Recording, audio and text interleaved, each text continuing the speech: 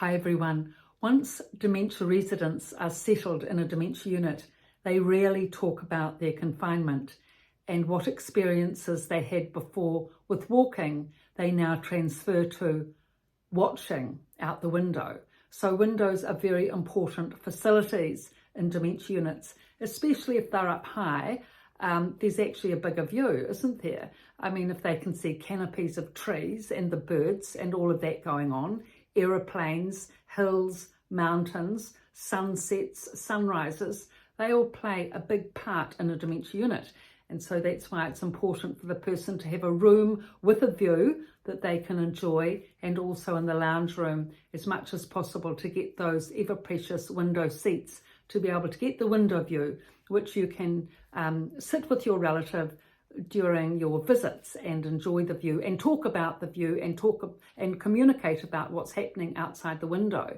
Is a really important activity and experience for people in dementia facilities. So just to talk a little more about, what happens out the window and how dementia residents use these windows and how they're so important. Well, bird feeding is a big deal, especially with green finches and little sparrows that can perch on the edge of a window ledge. Many ladies bird feed with their breadcrumbs from breakfast or whatever, cake or crumbs from, their biscuits from morning tea. They love sitting by the window ledge and feeding the little birds. And some of them get to know the birds in their bedroom if they do that after breakfast. So it's a lovely activity. And it's all about the outside coming in. That's what it's all about. I mean, they're so confined, aren't they? 24/7 in one big sort of room, really, because it's just a room with other rooms in it and corridors, but it's just one big unit. And, to be confined to that, the dementia residents say they need news from outside, information from outside. Otherwise, as they say, if we don't get information from outside, how can we use our thinking and our intellect? And we'll just turn into cabbages unless we get information from outside. So there's there's many ways of doing that, but the two big ways are, of course, relatives bringing in the news and just, bringing in the national news, the city news, the world news that your relative used to read about beforehand, and keeping up with all those subscriptions for the resident.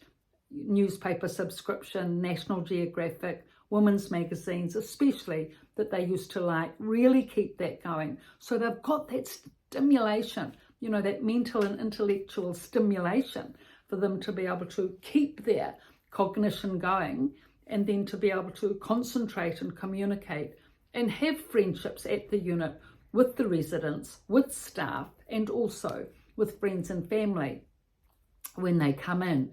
And actually the smart TVs play a really big part in this outside-in experience.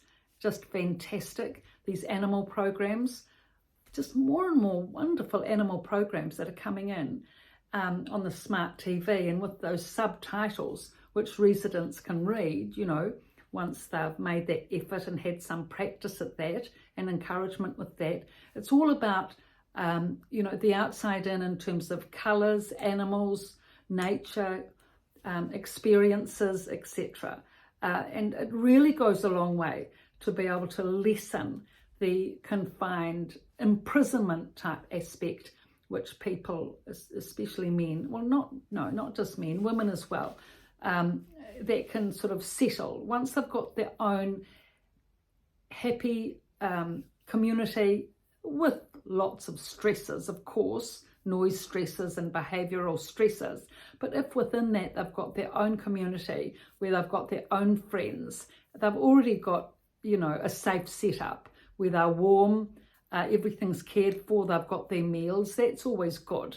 But on top of that, if they can have the friendships and interesting information coming in that they can think about, enjoy and digest, then people can have a good quality of life. I mean, it's still very good if they can go outside, definitely good if they can go for walks and have that freedom and experience. But, a lot of the time, like this former general, this guy that was at the unit, Brigadier General, he'd go 6 months without a relative coming to take him for a walk.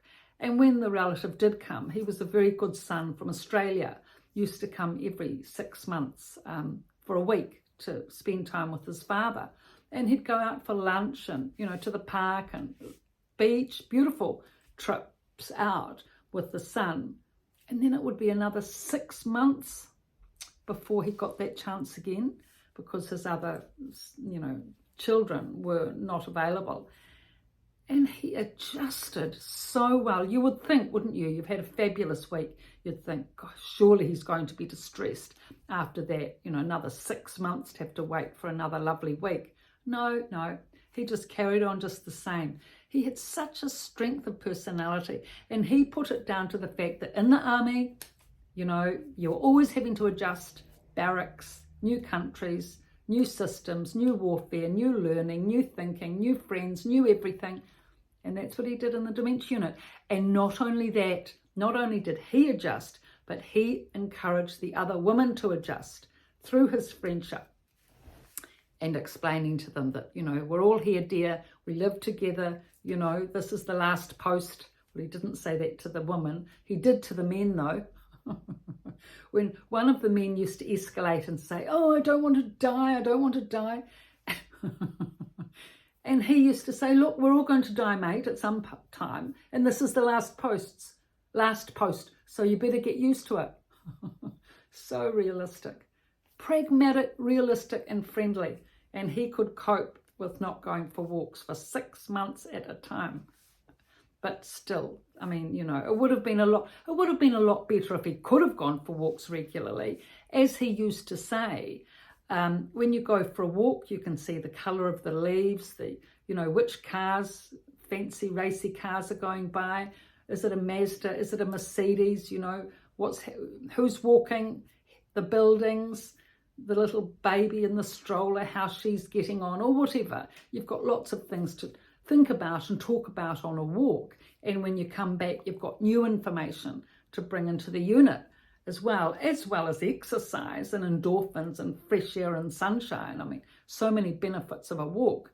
But if you're denied of that, as people are mostly in a dementia unit, unless they're taken out regularly by relatives, which doesn't really happen that often, you have to adjust to the inside. And often just a little veranda, which the facility had where I worked, which surprisingly not many residents used to go out on. I don't know why that was. I think it's just the institutionalization. Even if it was a nice sunny day, it would take a lot of encouragement you'd have to encourage them a lot to get them out on the veranda. And then it had to be sunscreen and hats and, drinks and sing songs and whatever to entertain them and attract them out. They wouldn't just go and sit there with you and have a conversation unless a relative did that, which sometimes relatives did, which is good, but they'd never venture out on their own, hardly at all, on a sunny day to sit out in the sun. I could never understand that. I can only put it down to institutionalization. Oh, no, dear, we'd rather just sit in the sun here watching, no, not in the sun, sorry. We'd rather just sit inside watching the TV. Oh, well, anyway, so a lot of the time I would just leave them there, but they wanted interesting programs, David Attenborough, something they could think, learn, understand, and communicate about amidst themselves. So, it's different for everyone. Going outside is good though, with all the advantages of getting, the vitamins and the minerals and the sunshine and the fresh air and all of that. It is important to get outside.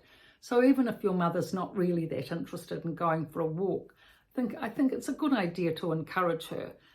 We always appreciate it once we've made the effort to go out for a walk and all the benefits that come from that. Okay, so here's the 2 books, The Resident's Voice and The Resident's Rise, both from a dementia unit.